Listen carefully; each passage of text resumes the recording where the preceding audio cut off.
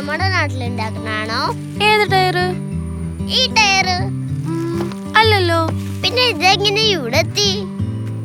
Logistics എന്ന് വച്ചാ ആദ്യത്തെ step sourcing of raw materials. അതായത് നമ്മള് ജോണെങ്കിൽ രാവിലെ എണീറ്റ് റബ്ബർ ടാപ്പിംഗ് ചെയ്യൂലേ, ആ പാല് ഉറയൊഴിച്ച് ഷീറ്റാക്കി ഉണക്കി ഷോപ്പിൽ കൊടുക്കും. എന്നിട്ടത് ഫാക്ടറിയിലെത്തും. Next step 2 processing of rubber latex. ഫാക്ടറികളിലെ തൊഴിലാളികൾ ലാറ്റക്സ് ക്ലീൻ ആക്കി ഷീറ്റുകളാക്കി മാനുഫാക്ചർ ചെയ്യാനായി കൊടുക്കും. ഇനി step 3 production of tyre components. ഈ ടയറിൽ റബ്ബർ മാത്രമാണോ ഉള്ളത്? അല്ല, സൈഡ് വാൾ ഉണ്ട്, ഇന്നർ ലൈനിങ് ഉണ്ട്, ത്രെഡ് ഉണ്ട്.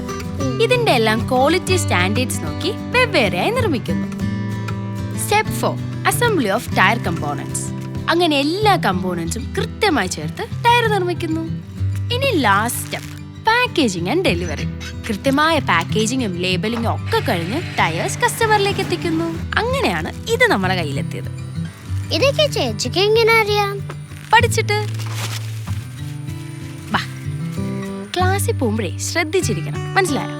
ചേച്ചിയൊക്കെ അങ്ങനെ Learn from us, GIMS Institute of Logistics.